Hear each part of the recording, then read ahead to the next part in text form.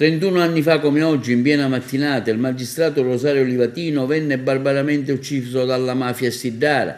Livatino si stava recando come ogni mattina presso il tribunale di Agrigento a compiere il suo dovere, ma quel giorno non ci arrivò mai perché un comando lo uccise dentro la sua macchina, una Ford Fiesta rossa. Livatino tentò di fuggire, ma tra le terre di Contrada Casena, ma vana fu la sua corsa. I killer lo inseguirono, freddandolo fino all'ultimo respiro. Livatino nel frattempo è stato nominato beato dalla Santa Chiesa, il primo magistrato a esserlo stato. Il 29 ottobre sarà la sua giornata e festeggiato in tale occasione. Stamani la messa a Canicattì con le autorità militari e religiose, poi la deposizione delle corone di fiori presso la stela in Contrada Casena, una del presidente della regione Nello Musumeci, una dell'amministrazione comunale di Canicattì. Quindi un momento di preghiera e di raccoglimento. Ricordo solo le parole di Monsignor Carmelo Ferraro, arcivescovo emerito di Agrigento, che disse: i killer speravano di spegnere questa lampada e invece hanno acceso un vero lucerniere.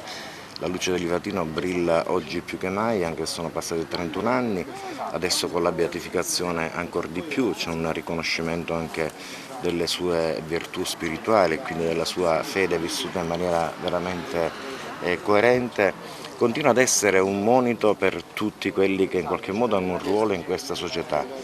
Questa è la via della giustizia, della verità, dell'onestà e anche della misericordia, perché tutte queste cose sono ovviamente fondate sulla misericordia, quindi sull'amore.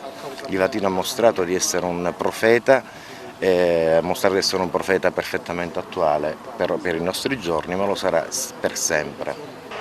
Il governo regionale oggi ha voluto essere presente con la testimonianza di un assessore agrigentino che tra l'altro ha riconosciuto anche nel tempo il magistrato Livatino, una presenza importante oggi. Rosario Livatino è un martire di questa terra e rappresenta un esempio.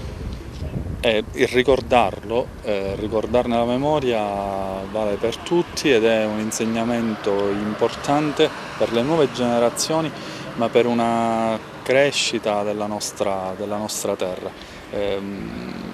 Il tributo di sangue che ha dato per questa terra merita veramente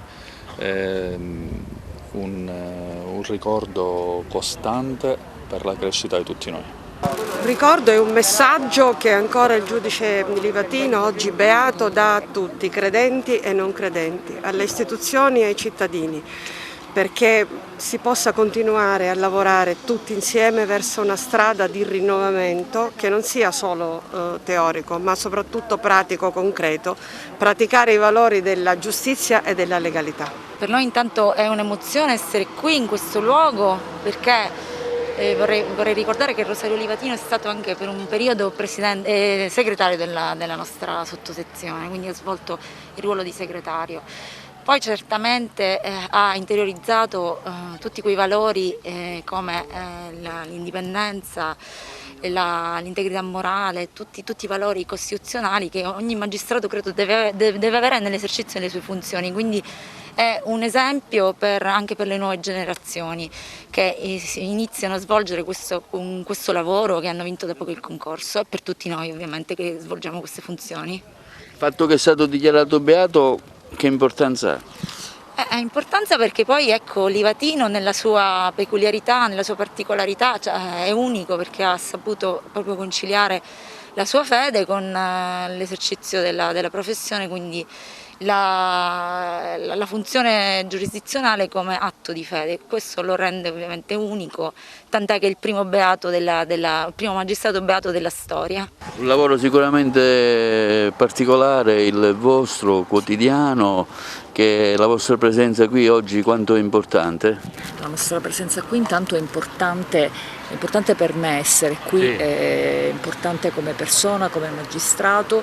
Ho l'onore di rappresentare il mio ufficio in un giorno particolarmente carico di emozione, dove si rinnova il ricordo, la memoria, il rispetto nei confronti di chi fino all'estremo sacrificio ha osservato i principi del senso del dovere, della cristianità, quotidianità ai massimi livelli, espressi davvero ai massimi livelli, e costituisce un esempio che nella vita e nella professione tutti noi dovremmo rispettare, ricordare ed onorare.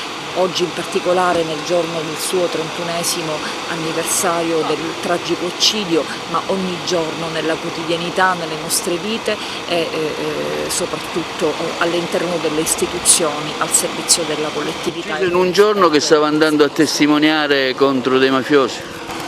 Sì, era un processo?